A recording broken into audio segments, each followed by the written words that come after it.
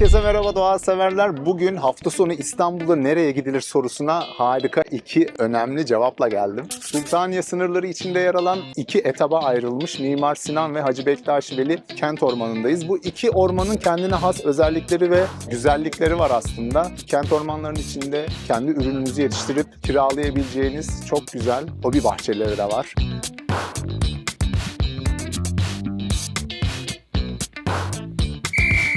Fiyatlar, giriş ücretleri, ateş yakılıyor mu, yakılmıyor mu? Sözü fazla uzatmak istemiyorum. Tamamen size bırakıyorum. Seyirde kalın.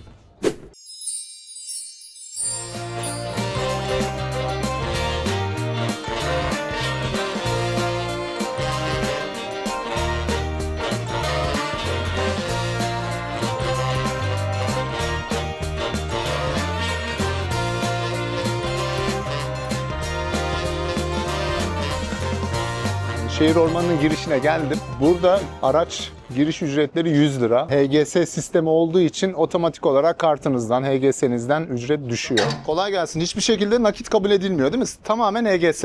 HGS'de para yoksa onu nakit alıyoruz. HGS'de para yoksa nakit mi alıyorsunuz? Ya da post kullanabiliyor mu? O da var. HGS yoksa nakit ve posta ücret değişiyor mu? Aynı. Çok güzel. Başka bir detay var mı? Günde bir kere alınıyor. Günde bir kere. Tabii günübirlik yani o 100 lira. Motorlar? Sıkıntı işte o daha net değil o. Onun için biz aradan geçiştiriyoruz. Yani. Ücret alıyor musunuz? Yanıyorduk şimdi okuyabilir diye. Yani Ne olur ne olmaz. Aradan geçiştiriyoruz. Yani. Allah. Çok teşekkür ederim. Kolay gelsin. Yani duydunuz, motorla gelmek isteyenler şu yandan turnikenin kenarından şimdilik ücret almıyoruz dedi ama değişebilir dedi. Bilseydim girerdim ben. Şimdi nereden nasıl başlayacağım bilmiyorum. İlk defa geldim ben de. Şöyle giriyorum. Burada at çiftliği de var. İstanbullular için hobi bahçeleri var. Yani burada hobi bahçesi sanırım kiralayıp kendi ürününüzü yetiştirebiliyorsunuz. Burada kullanabileceğiniz kablosuz internet ağı var. Bugün günlerden pazar. Çok güzel bir güneşli hava var. Beyoğlu'na yakın burası arkadaşlar. Ben motorla 20 dakikada geldim. Aracınızı içeri sokmak istemezseniz bu parkın bitişinde bir mezarlık var. Mezarlığın önüne park eden araçları gördüm ben. Ben de motoru oraya bıraktım zaten. Bir 100 metre yürüyorsunuz sadece. Hemen bu girişte çocuklu aileler için şöyle güzel bir parkur yapmışlar. Evet, şöyle ormanın biraz daha derinliklerine doğru inmek istiyorum buradan. Bank sayısı oldukça fazla. Burada kendi yemeğinizi getirip pikniğinizi yapabiliyorsunuz. Ama şu bilgiyi tekrar vermek isterim. Ateş yakmak yasak. Değerlendirmişler arkadaşlar. Mesela şu Arnavut kaldırımlı yer araç yolu. Şu kenardaki yeşillik alanlar ise yaya yolu olarak belirlenmiş. Merhaba. Daha önce geldiniz mi buraya? Evet. Nasıl yürümemi önerirsiniz? Ben ilk defa geliyorum. Şuradan daha iyi. Şuraya uğrarsınız, oradan tekrar döner. Çiftlik burada, at çiftliği var sanırım. Hobi bahçeleri ne tarafta? Aşağıya ineceksin. Aşağı ineceğiz. Tamam. Onlar kiralanıyor mu o bahçeleri? Kiralık evet. Tamam. Bilgi alabiliriz orada herhalde değil mi? Çok teşekkür ederim. Çok sağ ol. Bu arada yani ormanın bu tarafı kapalı arkadaşlar. Yola bakıyor orası. Binicilik tesisleri burada. Araçların park ettiği bölgenin yanına yapmışlar. Şimdi buradan böyle birkaç bilgi alalım.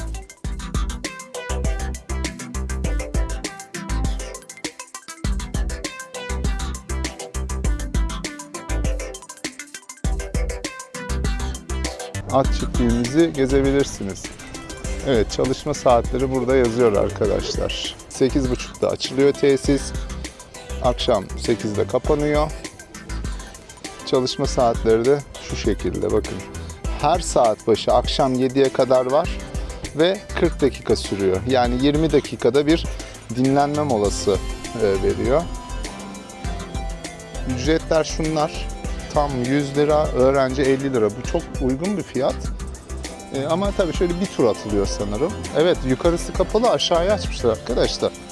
Şu an hani kış sezonu olduğu için yani burada bilet gişesi var. Bakın. İçeriği gezebiliyoruz atları. Burada bir sürü at var. Şimdi buradan çekim için bir izin alalım. Burada bekçiler var. Hemen gişe girişte arkadaşlar satılan bilet geri alınmaz diyor. Yani aldığınız bileti ister kullanın ister kullanmayın. İade edemiyorsunuz. İznimizi aldık arkadaşlar. Şimdi yavaş yavaş şöyle atların olduğu yere doğru girelim. Merhaba. Çok güzelsiniz. Uy, tamam. Çok güzelsin ya. Sevebilir miyim seni? Aman Allah'ım. Şu güzelliğe bak. Bir fotoğraf alalım mı seninle ya? Çok güzelsin. O kadar iyi hissettiriyor ki ya atlara dokunmak. Bu atın adı Murat Han'mış. 2004'te doğmuş. 22 yaşında bu. 1.90 boyunda. Benden uzunsun ha. Yani uzunluğu 1.90, yükseklik 1.60. Devasasın sen. Burun deliklerini bana açma. Çeli. Güzellik. Burada da çetik varmış.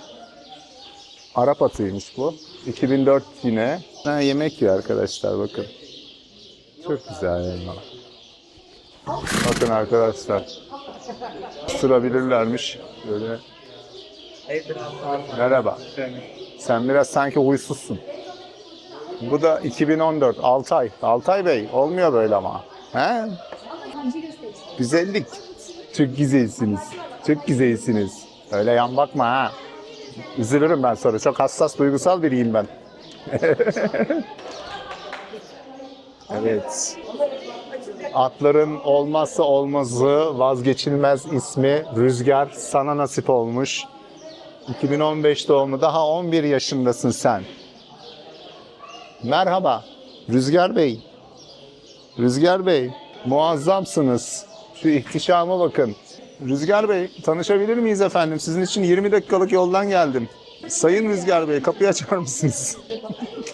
Evet, daha bu taraflarda da var arkadaşlar. Bakın, şurada midilli falan var herhalde. Su mu içtin yoksa sen? Islanmış. Sileyim dur. Burada fırtına var. Arkadaşlar müsaade isteyip verin. Buyurun. Oy. Parmağımı alma ha. Dikkat et. Ne oluyor? Lazım bana o parmak. Çok güzelsin ya. Hadi görüşürüz. İçerisi tertemiz bu arada. Yerler tertemiz. Koku yok. Sinek yok. Merhaba. Alaca Bey. Alaca Bey. Sevebilir miyim? Tamam ye hadi doyur karnını hadi. Yunanistanmış ırkı. Cello'ymuş ismi. Ne kadar güzel isminiz var sizin. Şimdi güzelliğine bakar mısınız ya? Saçlarınız da çok güzel. Benim saçlara benziyor ya kır. Fön çekmiş abi. Bu fön değil, bu darmadağınık ya. Bakın aynı.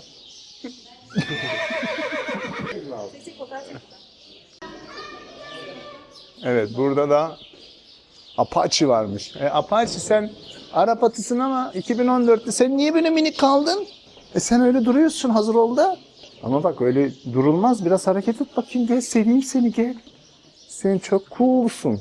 Çok tatlısın sen. Müthiş bir hafta sonu etkinliği. Şimdi arkadaşlar evet buradan hemen şöyle U yapacağız. Burası bitti. Şöyle göstereyim. Buradaki kalabalık. Buradan devam ediyorum. Senin de saç dili çok güzel. Ağza bak. Dişlerini fırçalamıyorsun bak gördüm. Dişlerini fırçalaman lazım. Oh.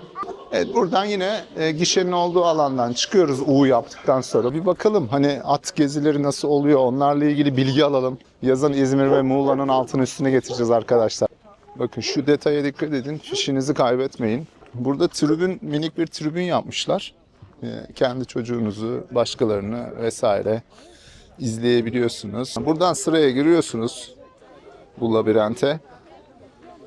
U yapıp sıranızın gelmesini bekliyorsunuz. Muhtemelen bir tur attırıyorlar oradan.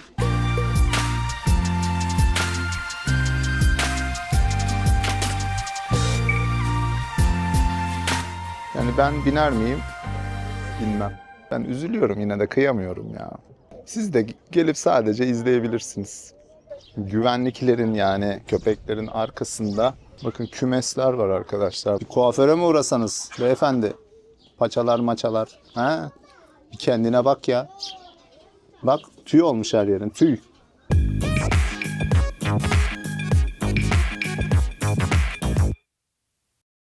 Merhaba. Bir tane de biz verelim bakalım. Gel bakalım. Yiyebilirsiniz. Yok doymuş.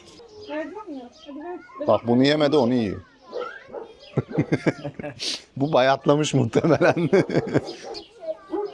Bak yemiyor. Çakal. Sen de biliyorsun ağzının tadını ha. Yere düşenleri yemiyor. Ay şunun güzelliğine bakın ya.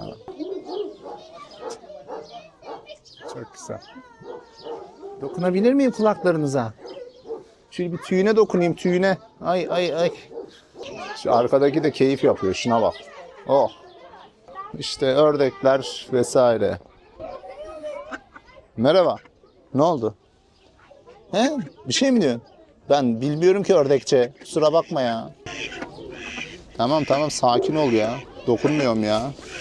Gel hemen at çiftliğinin önüne şöyle bir seyir terası yapmışlar. Güzel.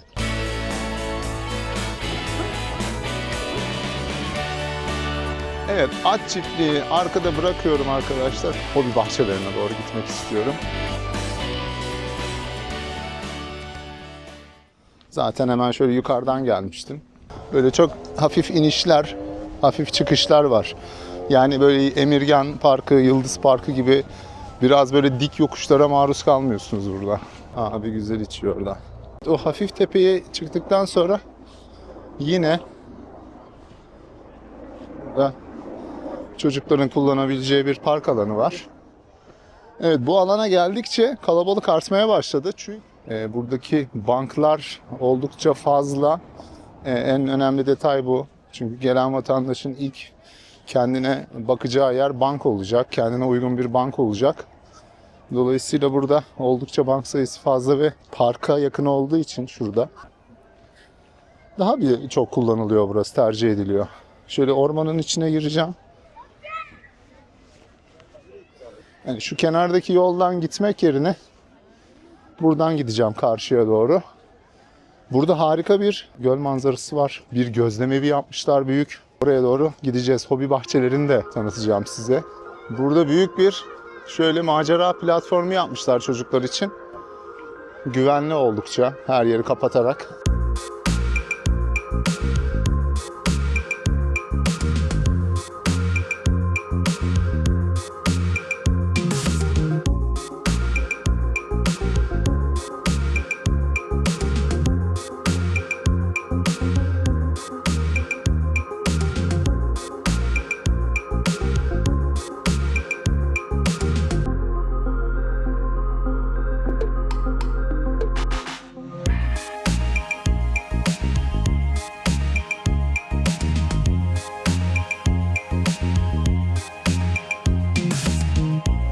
Seyir terasına doğru yürüyorum arkadaşlar. Bakın karşıda göl manzarası biraz kendini göstermeye başladı. Şöyle manzaraya doğru götüreceğim sizi. Çok güzel gerçekten ama su bayağı çekilmiş sanırım. Oo. Oy oy oy oy oy.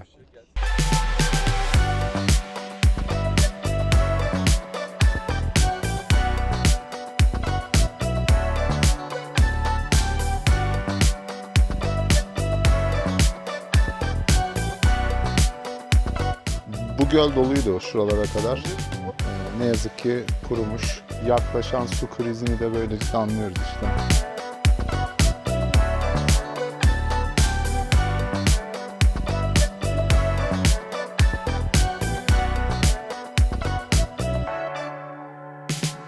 Ben küçükken köylerde ne yerdik bunlardan ya. Tabii bunlar şimdi biraz mevsimi geçmiş. Ama tadı aynı. Koruyor tadını. Evet, şimdi amfiteyatroyu ve macera parkını arkamda bırakacak şekilde yine geldiğim yöne doğru gidiyorum. Şu hobi bahçelerine de yer verelim. Burası uzaktan gördüğümüz platformdu. Kapalı futbol sahası için düzenliyorlar burayı. Evet, hobi bahçelerinin olduğu alan. Ama burası kapalı. Aşağıda, evet, oturuyor insanlar vallahi bahçede falan. Bilgi almam mümkün mü? Fiyat bilgisi, kimler geliyor buraya, kimler tercih ediyor? Hobi bahçeleri için söylüyorum. Şimdi arkadaşlar burada görevliyi buldum, işletmeciye. İsminin söylenmesini istemedi. Onu çekmeden verdiği bilgileri de aslında kayda aldım ama benim sesim de çıkmasın dedi. Hani sen anlatırsın dedi. Tamam dedim. Şimdi hobi bahçelerinin içine giremiyoruz. Burayı maksimum hobi bahçesini bir yıllığına kiralayabiliyorsunuz ama o da gelip hani ben 20.000 liraya vereyim, burayı bana bir yıllık kiralayın diyemiyorsunuz. Başvurular çok olduğu için bir kura sistemi yapmışlar. Çekiliş sistemi. Her yıl örnek veriyorum size çıktı kurada. hobi bahçesi. 35 metrekare bu arada kullanım alanı. Hiçbir şekilde içinde bungalov, ağaç ev tarzı bir şey yok. Konaklayamıyorsunuz. Bir yıl boyunca o araziyi, toprağı kullanabiliyorsunuz ama toprağı verimli hale getirmeniz şart. Bu sözleşmede yer alıyor yani. Çünkü kura size çıktığı zaman bir sözleşmeyle şartları kabul ederek burayı kiralıyorsunuz. Bir yıl doldu diyelim, tekrar 20 bin lira verip sürenizi uzatamıyorsunuz. Bitti. Tekrar çekilişe giriyor. Size çıkar ya da çıkmaz. Sürekli toprağı gerçekten değerlendirip değerlendirmediğiniz denetleniyor. Yani ben oraya kiralayayım, gelirim sandalye masamı atarım, toprakla işim olmaz derseniz ne yazık ki sözleşmeyi feshediyor. Toplamda 56 tane hobi bahçesi var. Çekilişe katılmak için de gelip başvuru yapmanız yeterli. Ben şeyi de sordum şimdi. Şimdi sene sonunda benim mahsulüm kaldı içeride, ne olacak? Diyor ki mahsul kalmayacak. Mahsulünü ektin mevsimine göre, ister domates, salatalık. Yani ne ekersen ek. Onunla ilgili bir kural yok diyor. Vakit gelince tekrar çekiliş vaktine mahsulünü toplayacaksın diyor. Örnek veriyorum, bazı aileler var diyor. Beyefendi işe gidiyor ya da hanımefendi. Evin kalan diğer fertleri anne ya da baba işteyken geliyor burada toprakla ilgileniyor diyor. Yani İstanbullular için kendi mahsulünü yetiştirip tüketmek isteyenlere harika bir fırsat olduğunu söylüyor. Çok da mantıklı, güzel bir hobi. Şimdi ikinci etaba doğru gideceğim. Oranın harika bir gözlem kulesi var ve oranın manzarası buranın manzarasından çok çok daha iyi. Birinci etapta söylemiştim, ateş yapmak kesinlikle yasak. Ama ikinci etap biraz daha piknik yapanlara ağırlıklı olarak dizayn edilmiş ve orada ateş yapmak serbestmiş. Hadi yolumuza devam edelim. Arkadaşlar bakın, giriş ücretleri aynı ikinci etapta da. Yine HGS sistemi çalışıyor. Böyle güzel bir giriş yapmışlar. Burada da amfiteyatro, spor alanları, oyun alanları. Gölün, bakın gördünüz mü, şu ağaçların arasından göl görünüyor. Gölün diğer kıyısına gelmiş olduk. Oldukça derin ve çam ağaçlarının olduğu bir orman. Her yer temiz. Söylediğim gibi buradaki etapta ateş yakabiliyorsunuz. Mangalınızla gelebilirsiniz. Böyle bir ayrım yapmışlar. Şuradaki kediyi doyuralım ya. Çok güzel bir kedisin sen. Tamam, korkma korkma. Ye. Acıkmış hayvan ya. Ormanın içinde farklı yollar da var. Herhangi bir tabela olmadığı için ben bu yollara girmeyeceğim. Biraz da çamurlu çünkü yollar. Ormana giriş yaptıktan sonra hiçbir yere sapmadan dümdüz devam ederseniz amfiteyatroya kadar getiriyor sizi, o manzaranın olduğu yer. Seyir terasına da çıkacağız. Bakın arkadaşlar, seyir terasını göstereyim. Müthiş. Şimdi şuradan tabii nasıl bir manzara olduğunu oraya çıkınca göreceğiz. Şöyle seyir terasına doğru bakıyor. Tabii buranın manzarası biraz daha güzel olacak gibi. Bakın. Burayı tabii diğer amfiteyatro gibi beton değil de ahşap platformlarla desteklemişler.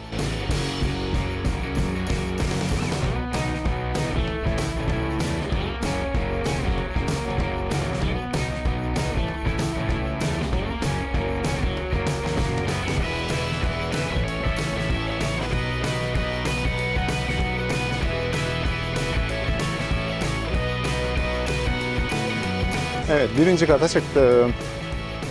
Birinci katın manzarası. Henüz beni tatmin etmedi. Son kat. Oo.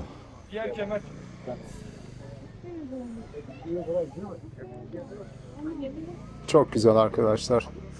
Şöyle şu seyrin tadını çıkarın. Yakınlaştıracağım biraz sizin için.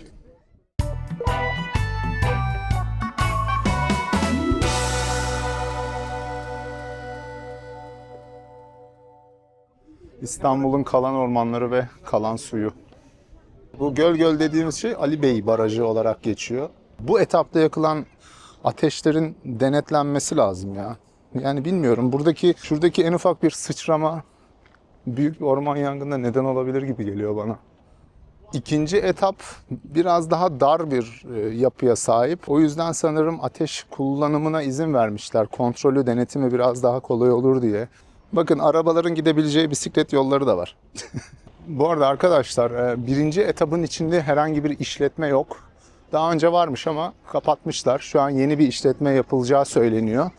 Ama ikinci etapın içinde de yok. İkisi tarafta zaten şehir merkezine çok yakın. Her yerde market, restoran bulabilirsiniz. Soranlarınız olacaktır arkadaşlar. Buralar gelip çadırınızı kurup konaklayabileceğiniz kent ormanları değil. Günübirlik elbette küçük çadırlarınızı kurup gölgelik olarak kullanabilirsiniz. Belli bir saatten sonra kapanıyor. O saate kadar da çıkışınızı yapmak zorundasınız. Sıkı denetim var. Videoyu beğendiyseniz beğenmeyi, takip etmeyi ve yorum yapmayı lütfen unutmayın. Benim için çok değerli. İnanılmaz güzel vakit geçirdim yine sizlerle arkadaşlar. Hepinizi seviyorum. Hoşça kalın.